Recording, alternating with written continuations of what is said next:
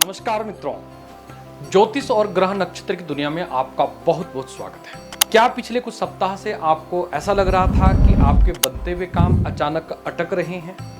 निर्णय लेने की क्षमता आपकी कम हो रही है या आप कड़ी मेहनत कर रहे हैं, इसके बाद भी आपको फल नहीं मिल रहा है? तो आपको निराश होने की कोई आवश्यकता नहीं है, क्योंकि ब्रह्मांड के सबसे दिव्य और सकारात्मक ऊर्जा वाले ग्रह जागृत होने जा रहे हैं। यानी देवगुरु बृहस्पति, जो ज्ञान, समृद्धि, संतान, भाग्योदय के कारक ग्रह हैं, वो अपनी उच्च राशि यानी कर्क राशि में 9 अगस्त से 14 अगस्त 2026 के मध्य में उदित अवस्था में होने जा रहे हैं। 14 जुलाई से 9 अगस्त के बीच गुरु ग्रह सूर्य के सानिध्य में आने से अस्त हो गए थे। जब जब गुरु अस्त होते हैं तो शुभ और मांगलिक कार्य की गति धीमी हो जाती है, लेकिन जब अब गुरु अपने उदय अवस्था में वापस आ गए हैं तो आपके जीवन में शुभ मंगल होगा। तो आज की इस वीडियो में हम जानेंगे कि यह दुर्लभ गुरु ग्रह जब उदय होते हैं तो आपकी चंद्र राशि या लग्न पर क्या प्रभाव डालते हैं, आपके करियर, आपके आर्थिक दृष्टि से, पारिवारिक दृष्टि से क्या बदलाव आने वाले हैं। इस ऊर्जा का 100% लाभ उठाने के लिए आपको क्या उपाय करना चाहिए, तो इसलिए तो आप इस वीडियो को अंत तक जरूर देखिएगा। और यदि आपने हमारे चैनल पंडित जवाहरलाल नौटियाल को अभी तक फॉलो या सब्सक्राइब नहीं किया है तो हमारे चैनल को फॉलो सब्सक्राइब जरूर कीजिएगा। दर्शकों, देवगुरु बृहस्पति 9 अगस्त 2026 को उदित हो रहे हैं, क्योंकि देवगुरु बृहस्पति को सर्वश्रेष्ठ शुभ ग्रह माना गया है। जब देवगुरु बृहस्पति अस्त होते हैं तो शास्त्रों के अनुसार विवाह कार्य, मुंडन यानी चूड़ाकर्म कार्य, गृह प्रवेश या नए व्यापार की शुरुआत करने में हम लोग शुभ नहीं मानते। और अस्त काल के समय हम लोग आत्मचिंतन या पुरानी गलतियों को सुधारने का हमारे लिए अच्छा अवसर होता है, लेकिन नए कार्य के विस्तार के लिए यह समय अनुकूल नहीं माना जाता। लेकिन अब 9 अगस्त को देवगुरु बृहस्पति सूर्य के प्रभाव मंडल से बाहर निकल करके अपनी उच्च राशि कर्क राशि में शनिदेव के पुष्य नक्षत्र पर उदित हो रहे हैं। तो इस शुभ योग का हमारे जीवन में क्या प्रभाव पड़ेगा? पुष्य नक्षत्र जो कि पोषण स्थायित्व का नक्षत्र माना जाता है, और जब देवगुरु बृहस्पति पुष्य नक्षत्र पर अपनी पूर्ण ऊर्जा के साथ उदित होते हैं तो रुकी हुई योजनाएं हमारी गति पकड़ती है। बाजार में फंसा हुआ पैसा आपको प्राप्त होता है, बाजार में पैसा का प्रभाव बढ़ता है, क्योंकि पिछले काफी समय से बाजार में पैसा का प्रभाव रुक सा गया था, क्योंकि देवगुरु बृहस्पति अस्त अवस्था में थे। तो दर्शकों, अब हम जानेंगे कि मेष से मीन राशि के जातकों के लिए देवगुरु बृहस्पति का क्या संदेश लेकर आया है। तो सबसे पहले बात करते हैं मेष राशि के जातकों। मेष राशि के जातकों के चतुर्थ भाव, जो कि भूमि, भवन, वाहन या माता के सुख का माना जाता है, इस स्थान पर देवगुरु बृहस्पति काफी समय से अस्त चल रहे थे, जिसके कारण आपकी संपत्ति के कार्य को लेकर काफी परेशानी, अड़चने आ रही थी। अब वो बृहस्पति अब उदित अवस्था में आने से ये सारी समस्याएं आपकी दूर होगी। माता के स्वास्थ्य में भी सुधार आएगा, और यदि आप नया मकान या वाहन खरीदने की योजना बना रहे हैं तो बृहस्पति के उदय होने पर ये आपके कार्य बनेंगे।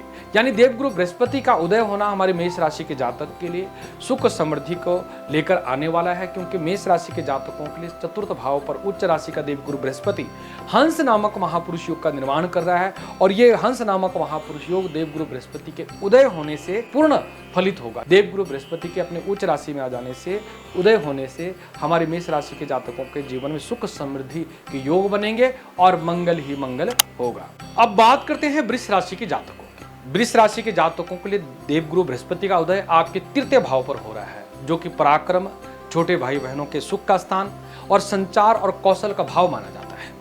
आपके आत्मविश्वास में गजब का इजाफा होगा। जो लोग मार्केटिंग या राइटिंग या मीडिया या ऑनलाइन प्लेटफॉर्म में काम करते हैं उनको बड़ी सफलता मिलेगी, और छोटे भाई बहनों का पूर्ण सहयोग प्राप्त होगा, और देवगुरु बृहस्पति के प्रभाव से आपकी यात्रा होगी, यहाँ तक कि आप विदेश यात्रा पर भी जा सकते हैं।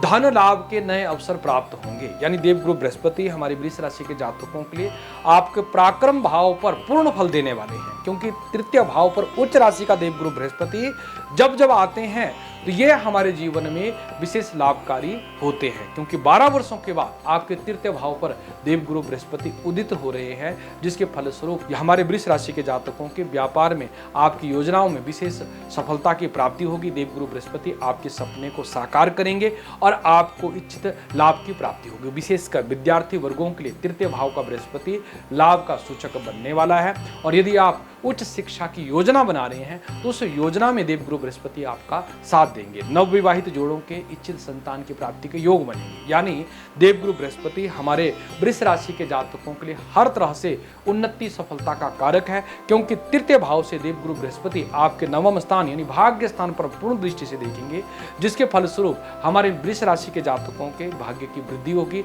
धन धान्य की वृद्धि के योग बनेंगे। यानी हमारे वृष राशि के जातकों के लिए देवगुरु बृहस्पति 9 अगस्त के बाद हर तरह से लाभ के सूचक बनने वाले हैं और आपके रुके हुए कार्य पूर्ण करने वाले हैं। अब बात करते हैं मिथुन राशि के जातकों की। मिथुन राशि के जातकों के लिए उच्च राशि के देवगुरु बृहस्पति आपके द्वितीय यानी धन भाव पर उदित हो रहे हैं, जो कि धन, वाणी, कुटुंब का स्थान माना जाता है। यानी हमारा द्वितीय स्थान जो कि वाणी पर प्रभाव डालता है, यानी देवगुरु बृहस्पति का प्रभाव विशेष रूप से आपकी वाणी पर पड़ेगा, और आपकी वाणी के प्रभाव से या आपके आकर्षण के प्रभाव से आपका यश कीर्ति की प्राप्ति होगी। आपके रुके हुए कार्य बनेंगे, संचित धन में वृद्धि के योग बनेंगे। यानी परिवार में जो काफी लंबे समय से कोई तनाव चल रहा था वो तनाव दूर होगा, और घर पर किसी मांगलिक कार्य की रूपरेखा बनेगी। यानी देवगुरु बृहस्पति आपके कुटुंब परिवार में विशेष सफलता दिलाते हैं। यानी मिथुन राशि के जातकों के लिए धन भाव में देवगुरु बृहस्पति हर तरह से लाभ के कारक बनने वाले, क्योंकि आपकी राशि से सप्तम भाव व्यापार स्थान के स्वामी देवगुरु बृहस्पति बनते हैं। विशेषकर व्यापारिक भाइयों के लिए देवगुरु बृहस्पति का धन भाव पर उदित होना आपके व्यापार में धन का प्रभाव और अधिक बढ़ाएगा। यानी धन का जो प्रभाव काफी समय से रुक गया था, यानी आर्थिक दृष्टि से काफी मंदी चल रही थी, वो मंदी दूर होने वाली है, क्योंकि मिथुन राशि के जातकों के व्यापारिक क्षेत्र में काफी उतार चढ़ाव के युग चल रहे थे। देवगुरु बृहस्पति के शुभ आ जाने से हमारे मिथुन राशि के जातकों के लिए शुभ योग बन रहे हैं और आपके जीवन में मंगल के योग बन रहे हैं। अब बात करते हैं कर्क राशि के जातकों की। कर्क राशि के जातकों के लिए देवगुरु बृहस्पति किसी वरदान से कम नहीं है, क्योंकि देवगुरु बृहस्पति आपकी राशि यानी आपकी राशि प्रथम भाव लग्न भाव पर उदित हो रहे हैं। यानी पिछले काफी समय से आपको मानसिक तनाव, सुस्ती, स्वास्थ्य से संबंधित समस्याएं या निर्णयहीनता बनी हुई थी, जो कि देवगुरु बृहस्पति के उदय हो जाने से सारी समस्याएं समाप्त हो जाएगी। आपके व्यक्तित्व का प्रभाव बढ़ेगा, समाज में आपकी प्रतिष्ठा बढ़ेगी और सेहत में भी अद्भुत सुधार देखने को मिलेगा। यानी हमारे कर्क राशि के जातकों के लिए प्रथम भाव पर देवगुरु बृहस्पति का योग होना यह आपके लिए हर तरह से लाभ का कारक बनने वाला है। यानी कर्क राशि के जातकों के प्रथम भाव पर देवगुरु बृहस्पति हंस नामक महापुरुष योग का निर्माण कर रहे हैं, जिसके फलस्वरूप आपके जीवन में यश, कीर्ति, उन्नति के योग बनेंगे। क्योंकि देवगुरु बृहस्पति आपके सप्तम भाव यानी वैवाहिक सुख स्थान पर पूर्ण दृष्टि से देख रहे हैं, जिसके फलस्वरूप हमारे जो अविवाहित कर्क राशि के जातक जातिकाएं हैं उनके विवाह के योग बन पाएंगे, क्योंकि देवगुरु बृहस्पति शुभ योग वर या कन्या की प्राप्ति का योग बनाता है और आपके घर पर मंगल कार्य करवाता है। यानी देवगुरु बृहस्पति आपकी विद्या के क्षेत्र पर, आपके वैवाहिक सुख के क्षेत्र पर, आपके आर्थिक दृष्टि से आपको मजबूत बनाते हैं और हर तरह से आपके जीवन में उन्नति सफलता के योग बनाते हैं। जो हमारी नौकरी पेशा जातक हैं उनके लिए भी देवगुरु बृहस्पति भाग्य उदय का कारक है, इच्छित स्थान पर ट्रांसफर के योग और उन्नति के योग बनाते हैं। यानी देवगुरु बृहस्पति सबसे अधिक यदि लाभकारी है तो कर्क राशि के जातकों के लिए है, तो आपकी राशि पर देवगुरु बृहस्पति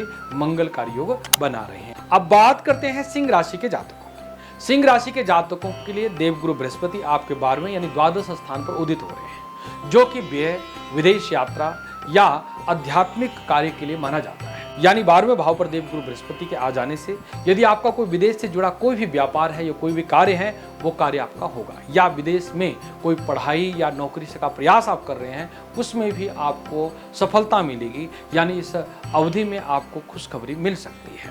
साथ ही इस अवधि में शुभ कार्यों पर खर्चे बढ़ सकते हैं, क्योंकि देवगुरु बृहस्पति 12वें स्थान पर यदि हो तो शुभ कार्यों पर खर्चा होता है, जैसे कोई नई भूमि, भवन, वाहन की प्राप्ति होना या शुभ कार्यों में आपका खर्चा होना या घर पर मांगलिक कार्य पर खर्चा होना देवगुरु बृहस्पति के 12वें भाव पर होने से होता है। परंतु स्वास्थ्य का विशेष ध्यान देने की आवश्यकता रहेगी, क्योंकि 12वें भाव से देवगुरु बृहस्पति आपके षष्ठम भाव यानी रोग भाव पर और अष्टम भाव पर पूर्ण दृष्टि से देखते हैं, जो कि आपको पेट से संबंधित रोग या पीलिया रोग का भय उत्पन्न करता है। तो हमारे सिंह राशि के जातकों को अपने स्वास्थ्य का विशेष ध्यान देने की आवश्यकता रहेगी ताकि देवगुरु बृहस्पति आपके लिए मंगलकारी हो सके। और देवगुरु बृहस्पति की शुभता के लिए आपको चने, हल्दी, केले का दान करना चाहिए ताकि देवगुरु बृहस्पति आपको शुभ फल प्रदान करें। अब बात करते हैं कन्या राशि के जातकों की।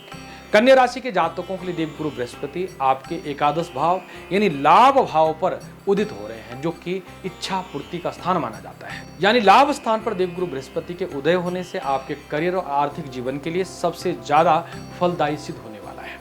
यानी आपका रुका हुआ कार्य बनेगा, यानी रुका हुआ धन की प्राप्ति होगी। जॉब में आपके वेतन, आपके प्रमोशन या व्यापार में अटका हुआ पैसा आपको मिलेगा। यानी लाभ स्थान पर देवगुरु बृहस्पति पूर्ण बलशाली होने से आपको इच्छित लाभ की प्राप्ति दिलाएगा। विशेषकर व्यापारिक भाइयों के लिए भी ये योग अच्छा है, क्योंकि देवगुरु बृहस्पति अपनी सप्तम दृष्टि से आपके पंचम भाव यानी विद्या स्थान पर देख रहे हैं, जिसके फलस्वरूप विद्यार्थी वर्गों को भी देवगुरु बृहस्पति इच्छित लाभ दिलाएंगे। यानी कन्या राशि के जातकों के लिए लाभ स्थान का बृहस्पति आपको हर क्षेत्र में लाभ का कारक है और देवगुरु बृहस्पति आपको और भी अधिक लाभ दें, इसके लिए देवगुरु बृहस्पति के लिए आपको बृहस्पतिवार के व्रत करने चाहिए और बृहस्पतिवार को चने, हल्दी, केले का दान करना चाहिए।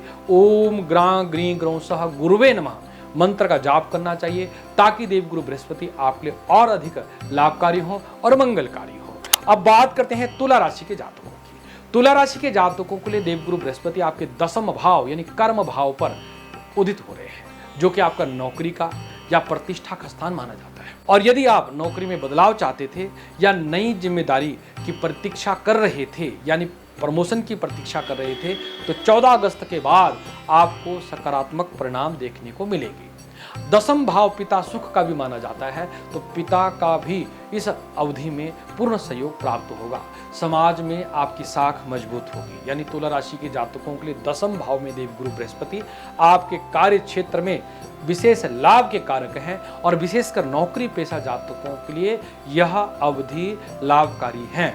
और जो हमारे विद्यार्थी वर्ग उच्च शिक्षा की तैयारी कर रहे हैं, यानी जो लोग प्रतियोगी परीक्षा की तैयारी कर रहे हैं, उनको भी देवगुरु बृहस्पति दशम भाव पर इच्छित लाभ दिलाने वाले हैं। यानी कुल मिलाकर के हमारे तुला राशि के जातकों के लिए देवगुरु बृहस्पति लाभकारी हैं। आपके लिए उपाय रहेगा कि आप सोना अवश्य धारण करें और या सोना का दान करें। आप कम से कम भी दान कर सकते हैं, पर दान करने से आपको लाभ होता है। और बेसन की मिठाई बृहस्पतिवार को किसी जरूरतमंद व्यक्ति को दान करते हैं तो ये देवगुरु बृहस्पति आपको और भी अधिक लाभकारी हो जाते हैं। अब बात करते हैं वृश्चिक राशि के जातकों की। वृश्चिक राशि के जातकों के लिए देवगुरु बृहस्पति आपके नवम यानी आपके भाग्य और धर्म स्थान पर उदित हो रहे हैं। यानी अस्त काल में आपके भाग्य का पूरा साथ आपको नहीं मिल रहा था, यानी भाग्य पर काफी कठिनाई यानी धर्म कार्य में भी विघ्न बाधा के योग थे, परंतु देवगुरु बृहस्पति अब आपकी राशि से धर्म स्थान पर यानी आपके भाग्य स्थान पर उदित हो रहे हैं, जिसके फलस्वरूप आपके धार्मिक कार्यों में आ रही बाधाएं दूर होगी। आपकी मान सम्मान की वृद्धि होगी, भाग्य का उदय होगा, यानी हर तरह से आपको यश कीर्ति की प्राप्ति होगी। विद्यार्थी वर्गों को भी इच्छित सफलता के योग बनेंगे और आपके गुरुजन आपको अच्छा मार्गदर्शन करेंगे और आपके जीवन के राह आसान कर देंगे। यानी हमारे वृश्चिक राशि के जातकों के लिए देवगुरु बृहस्पति आपके नवम स्थान पर जो उदित हो रहे हैं, ये आपके लिए हर तरह से लाभ के सूचक हैं और आपके जीवन में मंगल ही मंगल करने वाले हैं। और आपके लिए उपाय रहेगा कि आप बृहस्पतिवार के दिन चने की दाल आप दान करें तो देवगुरु बृहस्पति आपके लाभकारी रहते हैं और मंगलकारी रहते हैं।